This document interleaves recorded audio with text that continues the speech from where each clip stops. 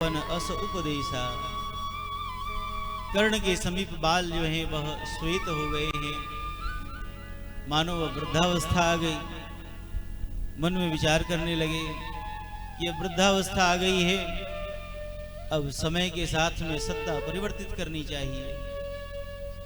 ऐसा मन में विचार आया, मन में भाव आया। समय के साथ जो व्यवस्था परिवर्तित हो जाती है उसका आनंद ही अलग होता है। सारी प्रजा की सम्मति प्राप्त की। राजा दशरथ को लगा कि सबकी यह अभिलाषा है कि अब राम जी के ऊपर इस राज्य की व्यवस्था को दे दी जाए, इस राज्य की व्यवस्था को राम जी को सौंप दिया जाए। सारे प्रजा की यह इच्छा है। ऐसा मन में विचार आया। महाराज दशरथ जो हैं वह सीधे गुरुदेव के चरणों में गए। यह कथा हमें बतलाती है कि जब हम जीवन के इस अंतिम चरण में पहुंच जाएं तो हमें गुरु चरणों में जाकर के भगवान की शरणागति अवश्य ग्रहण कर लेनी चाहिए। भगवान की शरणागति जो ग्रहण कर लेते हैं उनका जीवन और जन्म दोनों सफल हो जाता है। हम इतने घर के कार्य में, सांसारिक कार्यों में निमग्न रहते हैं कि हमें यह लगता है कि हमारे बिना यह घर गृहस्थी की व्यवस्था कैसे चलेगी। अगर हम नहीं देखेंगे तो यह व्यवस्था कैसे चलेगी, कौन इसको संभालेगा। लेकिन यह हमारी भूल है। हम नहीं थे तो भी यह व्यवस्थाएं चल रही थी, हम आज हैं तो भी यह व्यवस्था चल रही है, और हम नहीं रहेंगे तो भी यह व्यवस्था चलती रहेगी। यह सारी व्यवस्था जो है यह राम जी की बनाई हुई व्यवस्था है। इसको चलाने वाले हम कौन होते हैं? हम तो एक माध्यम हैं, हम एकमात्र माध्यम हैं। हमारे यहाँ जो गुरुदेव भगवान थे वह नित्य डायरी लिखते थे। कोई आए जो भी वह भेंट दे जाए उसको भी लिखते थे, जितना नित्य खर्च हो वह भी लिखते थे, और अपने पूरे दिन की दिनचर्या नित्य वह लिखते थे। एक बार हमने महाराज से पूछा कि महाराज जी आप यह सब क्यों हिसाब किताब नोट करते हैं, आपको इसकी क्या आवश्यकता है?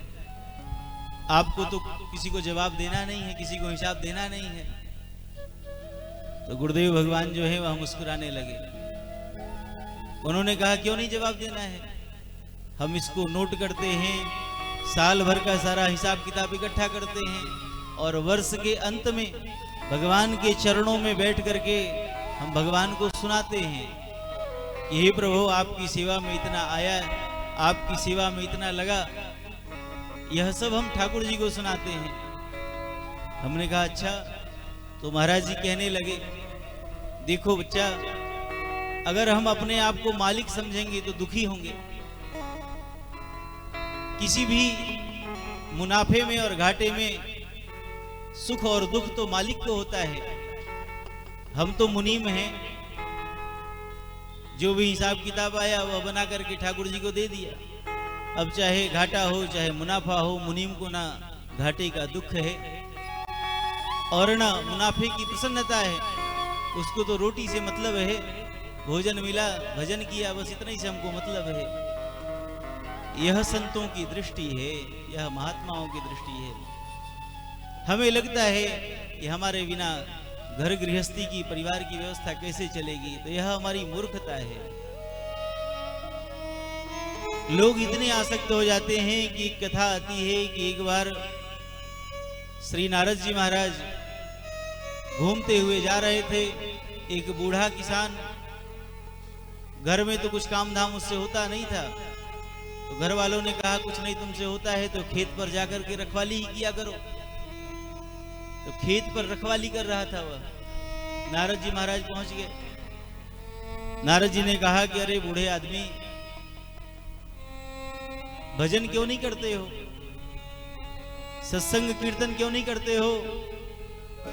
उसने कहा कि महाराज परिवार हमारा बड़ा छोटा है, एक ही बेटा है घर में, अब वह घर देखे कि खेत देखे कि और व्यवस्था देखे, तो हमको तो बस इसी में आनंद है, भोजन करके आते हैं और दिन भर यहीं खेत पर खेत की रखवाली करते हैं। नारद जी ने कहा चलो हमारे साथ, तुमको हम बैकुंठ ले चलेंगे। वो महाराज मना कर दिया। उसने कहा कि हमें बैकुंठ नहीं जाना महाराज, पुनः जब आप आएंगे दोबारा तब चलेंगे। नारद जी महाराज चले गए। धीरे धीरे समय व्यतीत हुआ। कई वर्षों बाद नारद जी महाराज लौट करके आए तो पता चला कि वह बूढ़ा व्यक्ति मर गया। नारद जी ने आंख बंद करके देखा कि मर गया तो गया कहां। तो वह किसान जो है मर करके अपने ही घर में जो नाली थी उसी नाली में मेढक के रूप में था, मेढक के रूप में उसी नाली में पड़ा था। नारद जी महाराज पहुंचे। नारद जी ने उससे कहा कि तुमसे हमने कहा था हमारे साथ में चलो बैकुंठ, लेकिन तुम गए नहीं। अब देखो यही नाली में मेढक के रूप में तुम पड़े हो, अब चाहते हो तो अभी हमारे साथ चल सकते हो, तुम्हारा कल्याण कर देंगे। उसने नारद जी से कहा कि चलते तो सही, लेकिन छोटे छोटे जो घर में बच्चे हैं उनको यहीं से देखते रहते हैं, तो देख करके महाराज बड़ा सुख मिलता है, इसलिए कृपा करो थोड़े समय और, उसके बाद चलेंगे हम साथ में। नारद जी फिर चले गए। फिर कुछ दिन बाद नारद जी लौट करके आए, देखा कि अब वह जीव कहाँ है। आंख बंद करके देखा तो द्वार के सामने कुत्ते के रूप में बैठा था, कुत्ते की योनि में। नारद जी ने कहा कि भैया आप तो चलो साथ में। उसने कहा महाराज चलते तो सही, लेकिन द्वार पर कोई रहता नहीं है, इसलिए द्वार पर बैठ करके रखवाली करते हैं। यह आसक्ति कैसी है। पुनः फिर मना कर दिया। नारद जी फिर चले गए, लेकिन संत जिसके पीछे पड़ जाते हैं उसका कल्याण करके ही छोड़ते हैं। नारद जी महाराज फिर आए। नारद जी महाराज का फिर आगमन हुआ और नारद जी महाराज इस बार जब आए, आंख बंद करके देखा तो उसी घर में वह सर्प योनि में था, सांप बन करके, सर्प बन करके घर में डोल रहा था। नारद जी ने कहा कि अब यह ऐसे नहीं मानेगा। नारद जी ने उसके बालक को बुलाया और कहा कि तुम्हारे घर में बहुत बड़ा दोष है, बहुत बड़ा काल जो है तुम्हारे घर में सर्प के रूप में घूम रहा है, तुम खोज करके उसको मार दो और मार करके उसको जला दो और जला करके उसकी राख ले जा करके गंगा जी में प्रवाहित कर दो। वह उसका पुत्र जो है घर में खोज करके उस सर्प को मार दिया, मार करके जला करके, जैसे नारद जी ने कहा, ले जा करके गंगा जी में प्रवाहित कर दिया। बोलिए भक्त वत्सल भगवान की। उस जीव का कल्याण हो गया। यह आसक्ति ऐसी ही है, आसक्ति जो है वह छोड़ती नहीं है। सब कुछ होने के बाद भी हम घर छोड़े, यह सहज नहीं है। भगवान की बड़ी कृपा होगी तो ही यह संभव है। और आज यह कृपा श्री दशरथ जी महाराज के ऊपर हुई। दशरथ जी महाराज के जीवन में जब वैराग्य हुआ तो सीधे गुरु चरणों में गए हैं और गुरुदेव के चरणों में जाकर के प्रणाम किया।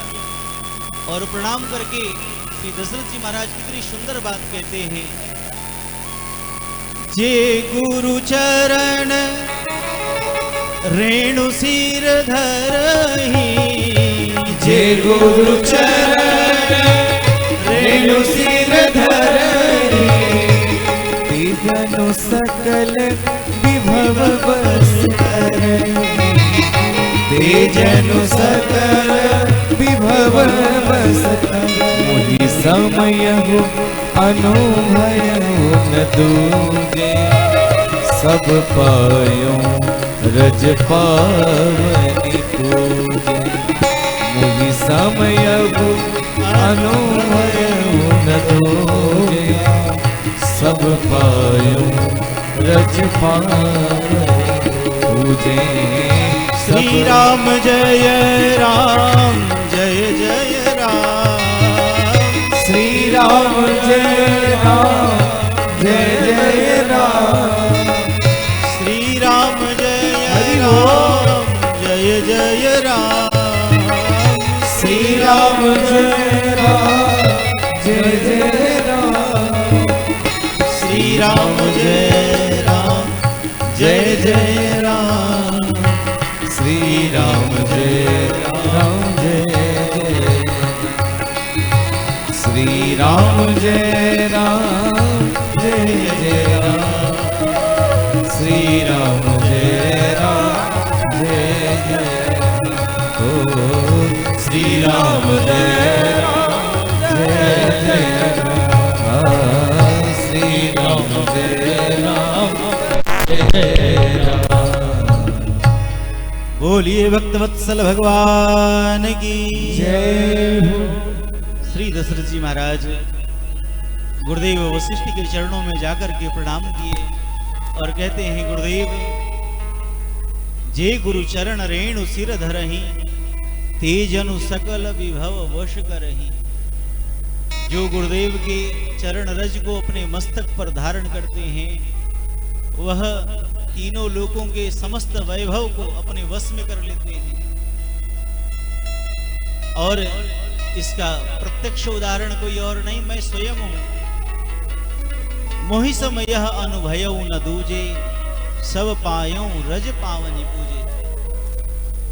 जो भी जीवन में प्राप्त हुआ है वह केवल और केवल गुरुदेव की कृपा से प्राप्त है।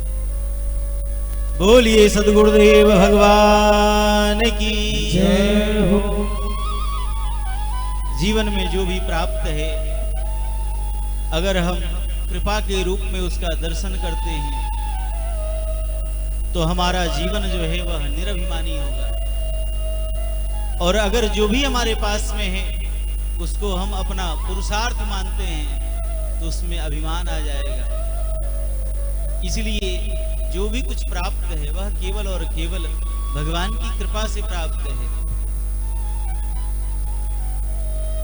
नीति में एक बड़ा सुंदर श्लोक है, कहते हैं, यथा हेकेण चक्रेण ना रथस्य गतिर भवेत्।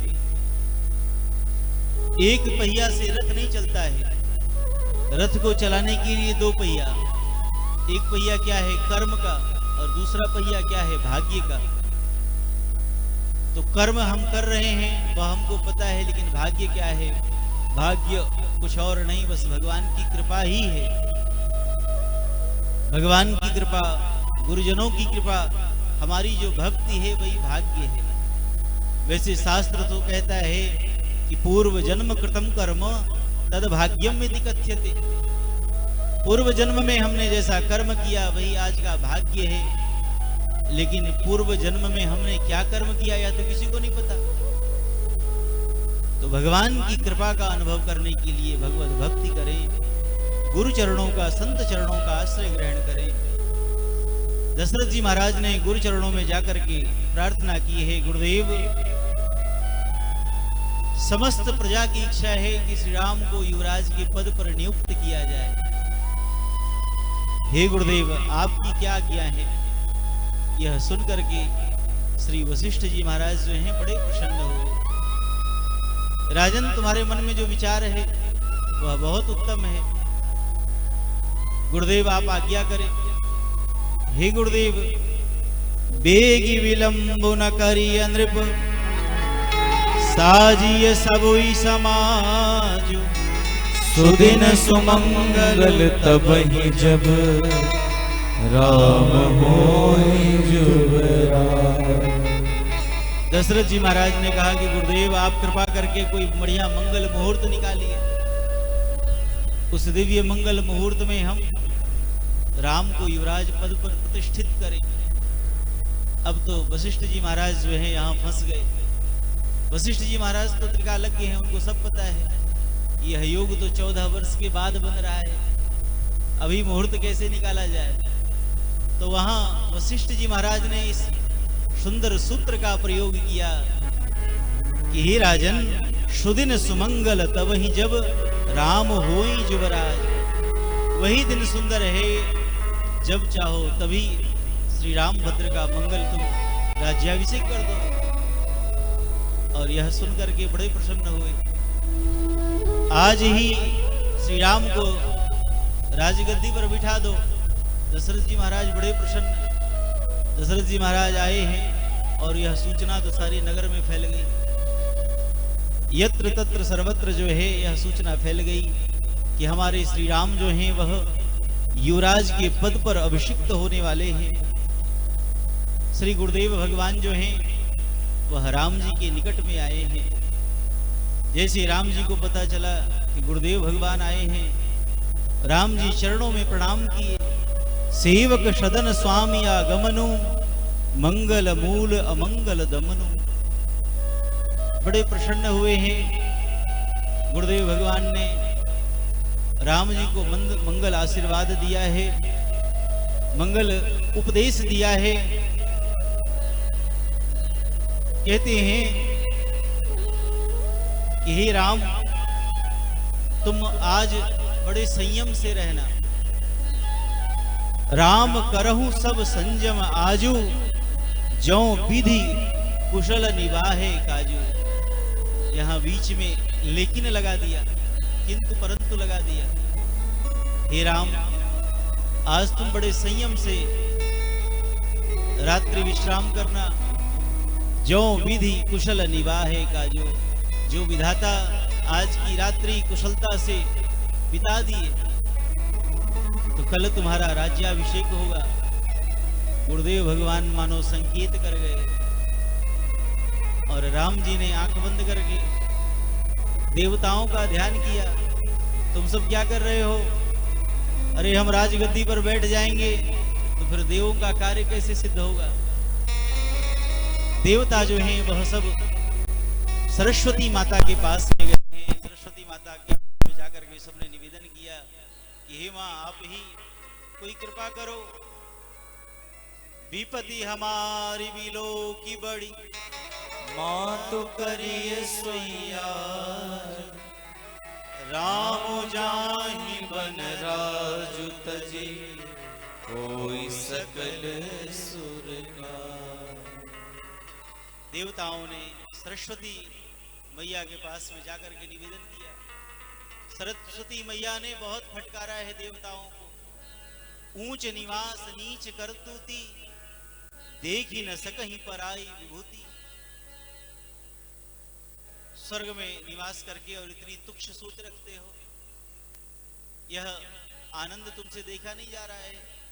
देवताओं ने कहा कि हे माता, यह मैं नहीं कह रहा हूं, इसमें स्वयं भगवान राम की सम्मति है, राम जी की इच्छा है। और यह लीला तो भगवान श्री राम ने पहले ही कर दी थी। भगवान श्री राम जो हैं वह बाल्यकाल में, बाल्यावस्था में एक बार खेलते हुए कैकेयी अम्बा के भवन में गए और कैकेयी अम्बा के भवन में जाकर के कैकेयी माता की गोद में बैठ गए। कैकेयी अम्बा ने खूब लाड़ दुलार किया, बड़ा स्नेह किया। राम जी ने कहा कि मैया एक बात बता, हमारी प्रसन्नता के लिए मैया तू क्या कर सकती है? कैकेयी अम्मा ने कहा कि हे राघव, तुम्हारी प्रसन्नता के लिए मैं कुछ भी कर सकती हूँ, जो तुम कहोगे वह कर सकती हूँ मैं। राम जी ने कहा कि मैया, हमारी प्रसन्नता के लिए अगर तुमको लोक अपयश सुनना पड़े तो क्या तुम सुन सकती हो? जगत में तुम्हारा अपयश हो। कैकेयी अम्मा ने स्वीकार कर लिया मुस्कुराते हुए। राघव, तुम प्रसन्न रहो, तो मुझे लोक अपयश भी स्वीकार है। राम जी ने कहा मैया, मेरे कारण अगर तुम्हारे चरित्र पर कलंक लगे तो क्या तुम स्वीकार करोगी? कैकेयी अम्बा ने कहा कि राघव, तू प्रसन्न रहे, तुम्हारी प्रसन्नता के लिए मुझे कलंक भी स्वीकार है।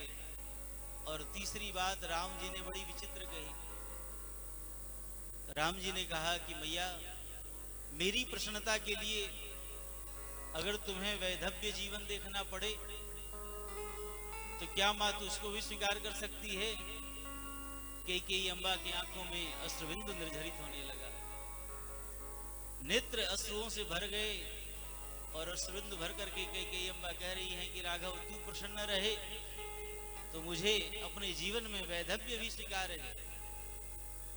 भगवान ने माता कैकेयी से कहा, मैया तू ठकुरानी है, जिस लिए मेरा यह जन्म हुआ है, इस अवतार के कार्य की सिद्धि मां तेरी ही कृपा से संभव है। इसलिए मैया तू ऐसी कोई कृपा कर जिससे यह लीला हो सके। माता कैकेयी की सम्मति भगवान श्री राम को प्राप्त हुई है। आज भगवान ने प्रेरणा की, सरस्वती मैया श्री अवध में आई, किसकी बुद्धि में परिवर्तित करूं, किसकी बुद्धि में परिवर्तित करूं? तो सरस्वती मैया को आज अयोध्या में कोई ऐसा दिखाई नहीं पड़ रहा है कि जिसकी बुद्धि सरस्वती माता बिगाड़ सके। अयोध्या वासी की बुद्धि विकृत करने का सामर्थ्य सरस्वती माता में भी नहीं है। तो अम्बा कैकेयी की जो दासी थी, जो कई देश से आई हुई थी, मंथरा की बुद्धि को आज सरस्वती अम्बा ने परिवर्तित कर दिया है। नाम मंथरा मंदमती चेरी कैकेयी, अजस पिटारी ताहि करी गई गिरामती पे। मंथरा की बुद्धि को माता सरस्वती ने परिवर्तित किया है। आज मंथरा जब निकली है नगर में, तो नगर के दिव्य सौंदर्य को मंथरा ने देखा, सोच रही है कि इतना सुंदर नगर क्यों सजाया जा रहा है, यह इतने उत्सव, इतने आनंद क्यों हो रहे हैं, अयोध्या वासी इतने प्रसन्न क्यों हो रहे हैं, क्या कारण है? जब उसे पता चला कि कल भगवान राम का जो है राज्याभिषेक होने वाला है, मंथरा वहां से भागती हुई आई है और आकर के यह संदेश कैकेयी अम्बा को दिया, महारानी कौशल्या के पुत्र राम को कल राजा बनाया जाएगा। और जैसे ही कैकेयी अम्बा ने सुना तो यह सुनकर के इतनी प्रसन्न हो गई कि अपने गले का नवलखा हार निकाल करके और मंथरा को दे दिया। कैकेयी अम्बा बड़ी प्रसन्न हुई, मंथरा आज तुमने हमको सबसे प्रिय संदेश सुनाया है। यह देख करके मंथरा की बुद्धि बिगड़ गई। मंथरा ने कहा कि महारानी जरा विचार करो, यह क्या होने जा रहा है? राम राजा बनेंगे और राम की जो माता हैं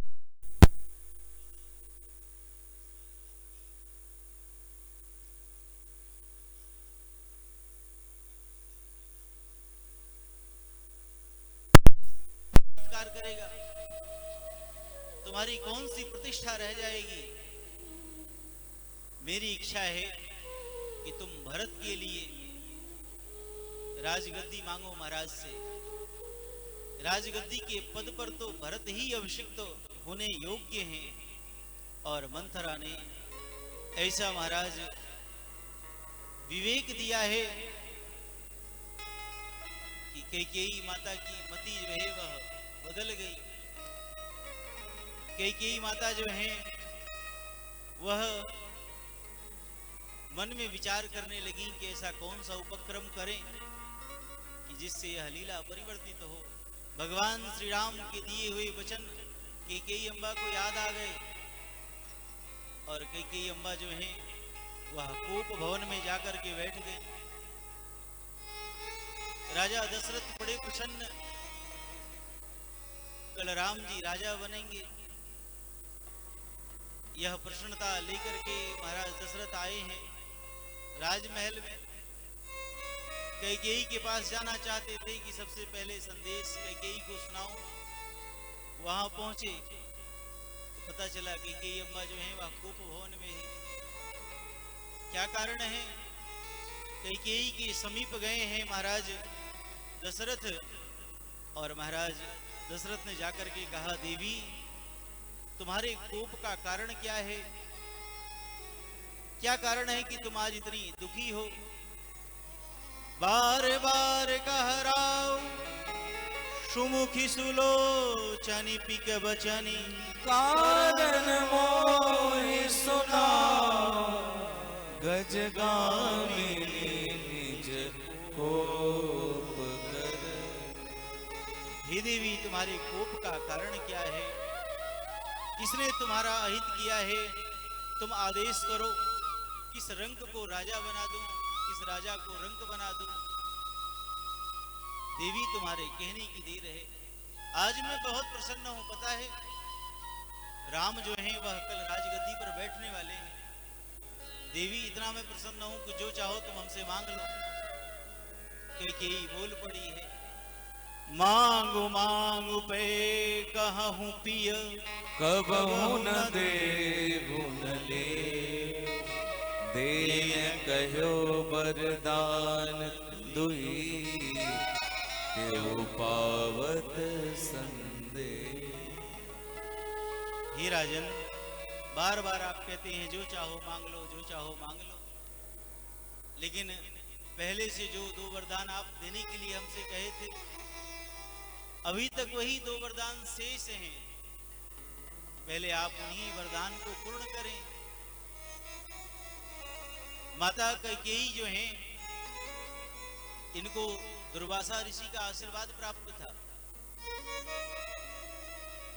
इनको दुर्वासा ऋषि का ऐसा आशीर्वाद प्राप्त था कि जीवन में एक बार जब चाहें तो उनकी यह तर्जनी उंगली जो है वह वज्र के समान मजबूत हो जाए। एक बार दुर्वासा ऋषि विश्राम कर रहे थे। कैकेयी अम्बा गई, दुर्वासा ऋषि के पेट में उंगली से धीरे धीरे प्रहार करने लगी। छोटा अवस्था, बाल्यकाल।